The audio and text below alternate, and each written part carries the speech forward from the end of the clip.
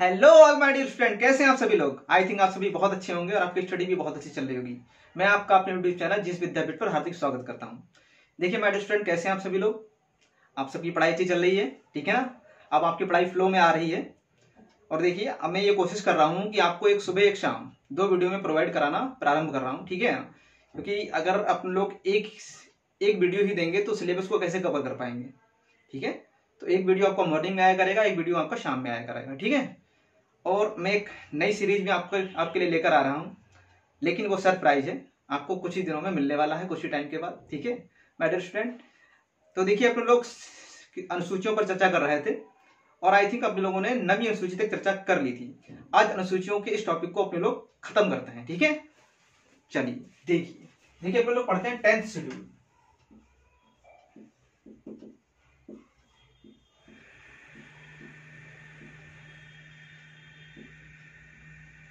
यानी कि 10वीं अनुसूची।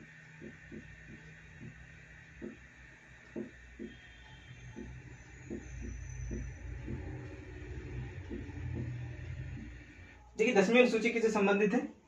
ये दल बदल विरोधी अधिनियम से संबंधित है। दल बदल से संबंधित है।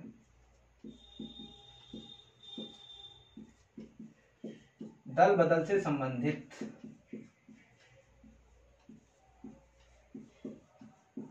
इसको बोलते हैं एंटी डिफेक्शन लॉ। क्या बोलते हैं?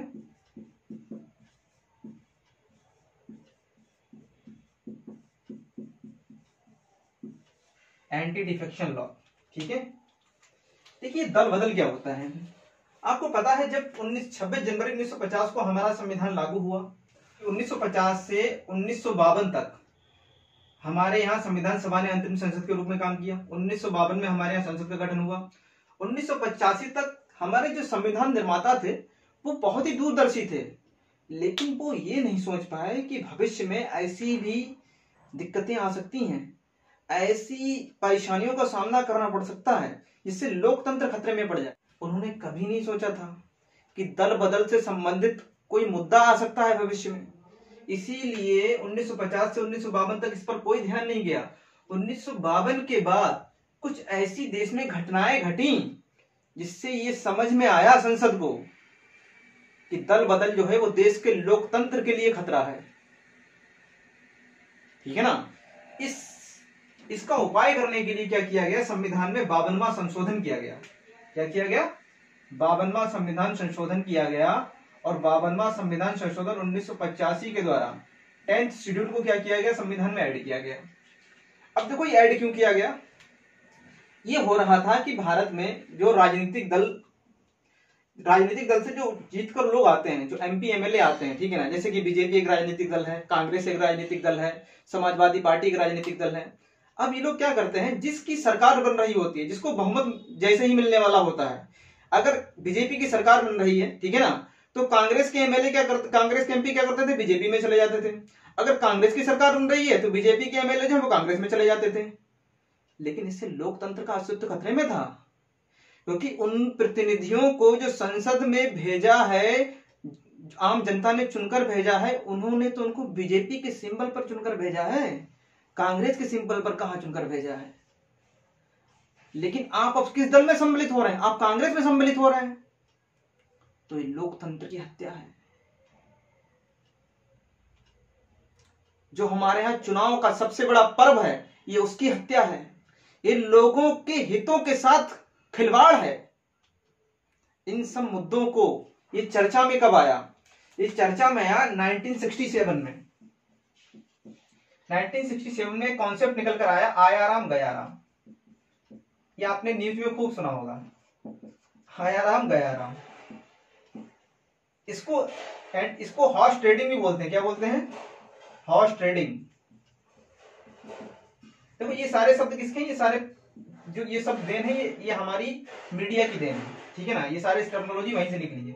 1967 में क्या हुआ, एक एमएलए थे गयाराम। कौन थे? गयाराम।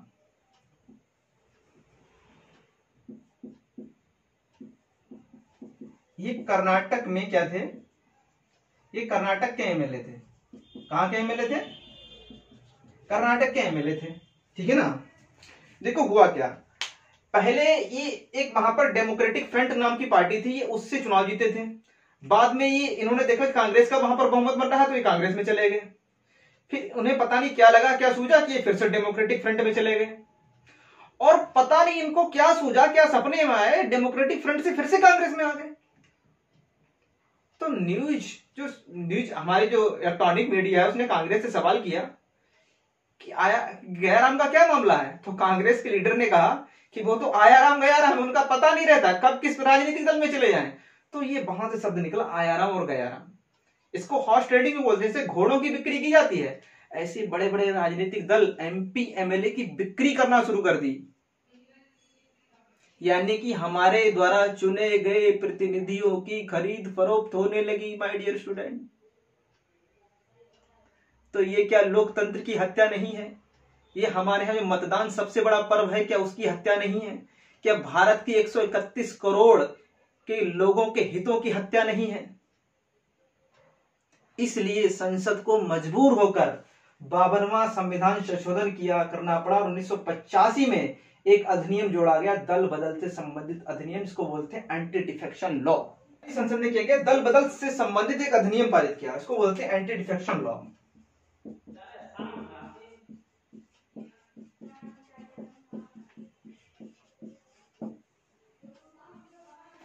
दल बदल अधिनियम।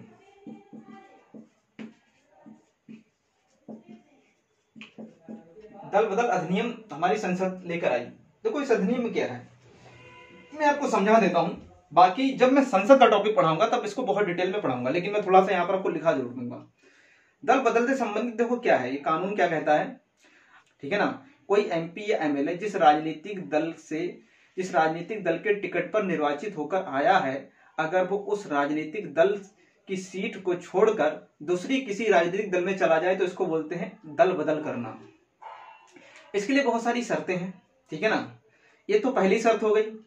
अगर कोई, जैसे कि आपको पता है, जैसे कि सब सदन में राजनीतिक दल होते हैं, जैसे कि बीजेपी भी है लोकसभा में, ठीक है ना, और वहां पर कांग्रेस भी है। तो जब कभी किसी मुद्दे पर, किसी बिल पर मतदान होता है तो वहां पर जो वहां का नेता होता है, लोकसभा में बहुमत दल का नेता होता है, ठीक है ना, बहुमत दल का नेता तो वहां पर प्रधानमंत्री होता है। सदन का जो नेता होता है वो क्या करता है, विप जारी करता है। विप में ये निर्देश दिए रखे होते हैं, डायरेक्शन दे रखे होते हैं कि आज जो है आपको बिल पर हाँ करना है, ना करना है, सभी लोगों को उपस्थित होना, ये सारी बातें विप में लिखी होती हैं, ठीक है ना। अब अगर जिस राजनीतिक दल से आप चुनाव जीते हैं, उस राजनीतिक दल के कहने के बावजूद आप विपक्ष में वोट डालें, तब भी यहां पर दल बदल लग जाएगा। यार जिस राजनीतिक दल से आप चुनाव जीते हैं उसने कहा आपको पक्ष में वोट डालना, लेकिन आपने विपक्ष में वोट डाल दिया।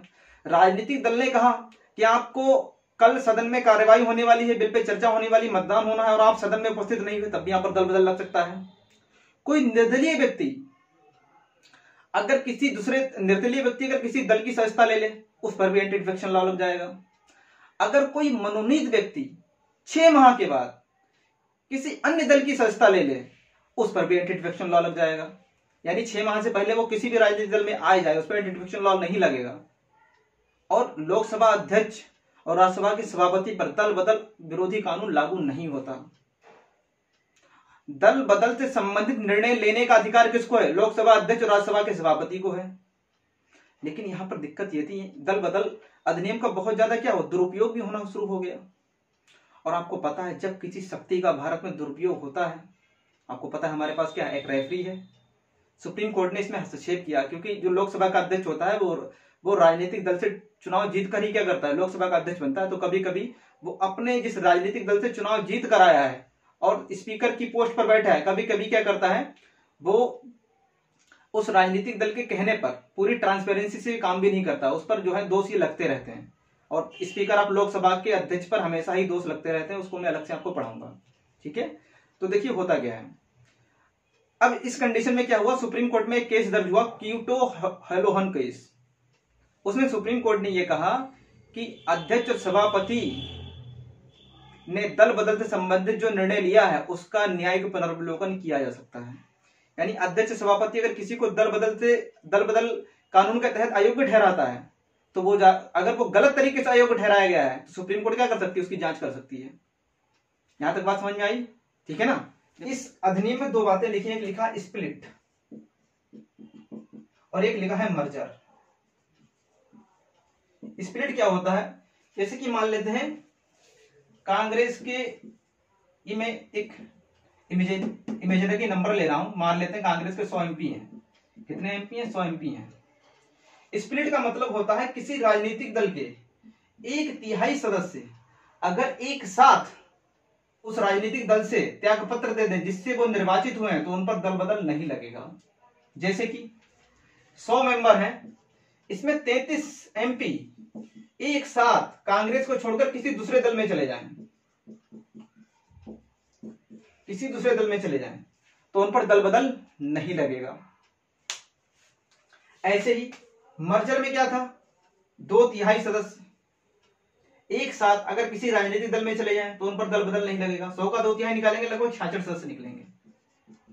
अगर कांग्रेस के 33 सदस्य या 66 सदस्य एक साथ किसी दूसरे राजनीतिक दल में चले जाएं तो उन पर दल बदल नहीं लगेगा। एक साथ इतने लोग जाने चाहिए। लेकिन ये व्यवस्था जो थी वो 91 संविधान संशोधन से पहले थी। कैसी थी?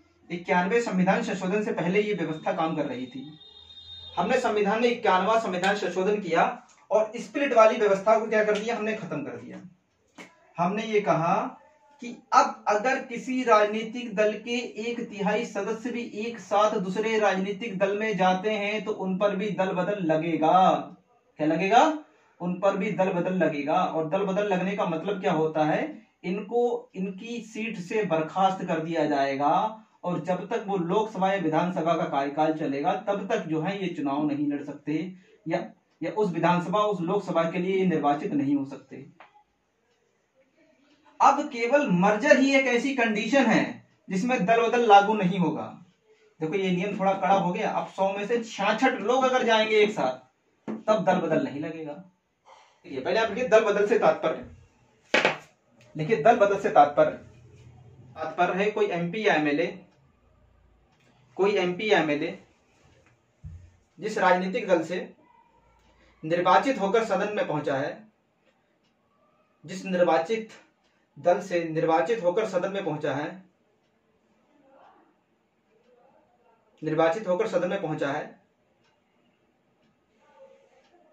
वह किसी अन्य राजनीतिक दल की सदस्यता को ग्रहण कर ले। वह किसी अन्य राजनीतिक दल की सदस्यता को ग्रहण कर ले। वह किसी अन्य राजनीतिक दल की सदस्यता को ग्रहण कर ले। इसे दल बदल कहते हैं।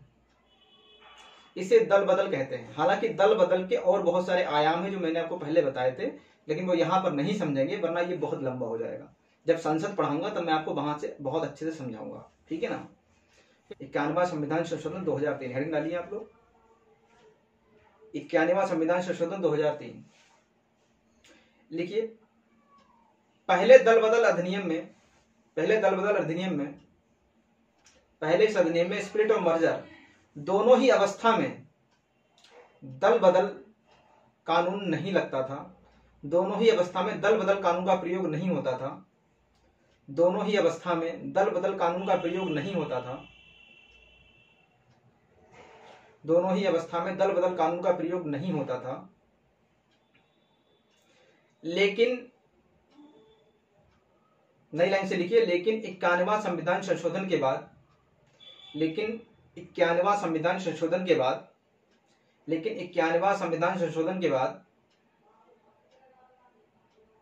अब केवल मर्जर की ही अवस्था में दल बदल नहीं लगेगा। अब केवल मर्जर की अवस्था में ही दल बदल नहीं लगेगा। देखिए यहां से नए क्वेश्चन कैसे पूछे जा सकते हैं। आपसे ऐसे क्वेश्चन पूछा, 91वां संविधान संशोधन का संबंध किस अनुसूची से है? 9वीं अनुसूची से, 10वीं अनुसूची से, 11वीं से, 12वीं से। एक तो आपसे ये क्वेश्चन पूछा जा सकता है, या 10वीं अनुसूची से स्टेटमेंट बाय क्वेश्चन पूछे जा सकते हैं। जैसे 10वीं अनुसूची को संविधान में 52वें संविधान संशोधन के द्वारा जोड़ा गया। दूसरा स्टेटमेंट दे सकते हैं इसका संबंध दल बदल कानून से है। तीसरा स्टेटमेंट दे सकते हैं कि इसका संबंध 91वें संविधान संशोधन से है। चौथा स्टेटमेंट दे सकते हैं कि स्पिरिट ऑफ मर्जर दोनों ही अवस्था में दल बदल कानून का प्रयोग नहीं किया जाता है। तो चौथा स्टेटमेंट क्या हो जाएगा, गलत हो जाएगा। वर्तमान में केवल मर्जर की अवस्था में दल बदल कानून का प्रयोग नहीं किया जाता है। स्पिरिट में अब दल बदल कानून आपका लगेगा। अगर 1/3 सदस्य चाहेंगे किसी राजनीतिक दल की सदस्यता छोड़कर दूसरे दल की सदस्यता लेंगे तो उस पर दल बदल लगेगा। ठीक है, और नोट डाल के लिख लीजिए। देखिए, दल बदल से संबंधित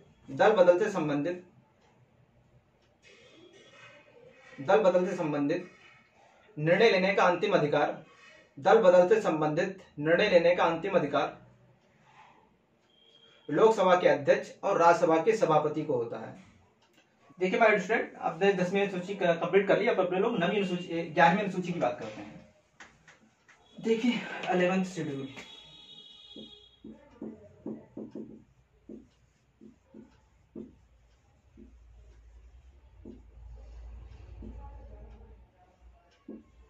ग्यारहवीं अनुसूची।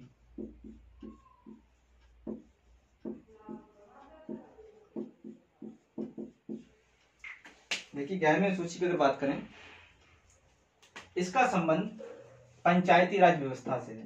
लिखिए, ऐसे रूल इसमें पंचायती राज व्यवस्था के बारे में उल्लेख किया गया है।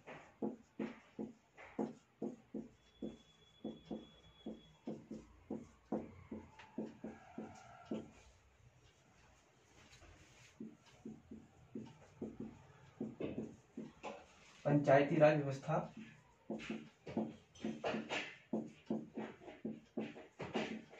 के बारे में उल्लेख किया गया है।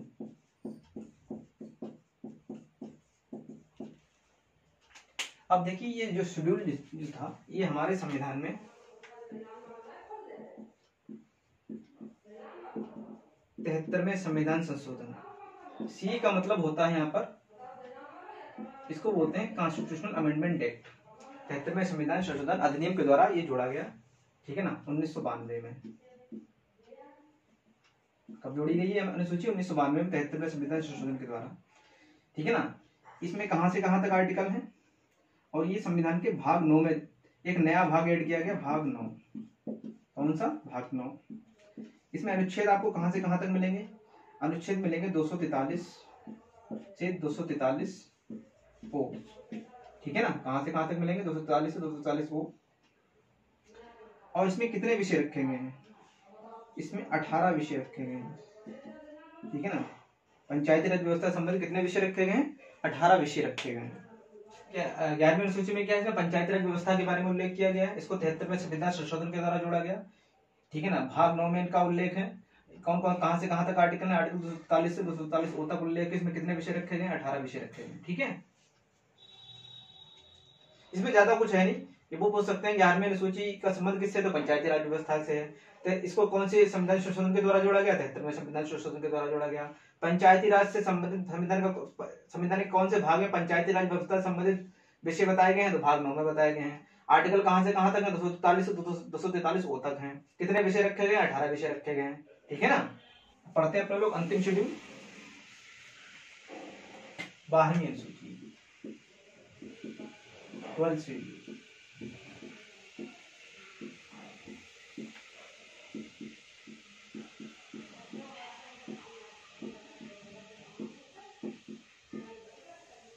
देखो इसमें किसकी बात की गई है? इसमें नगर पालिका,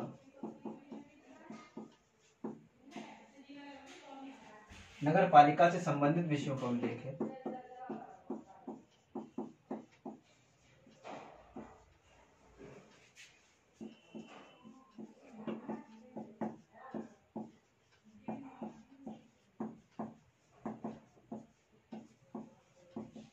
ठीक है,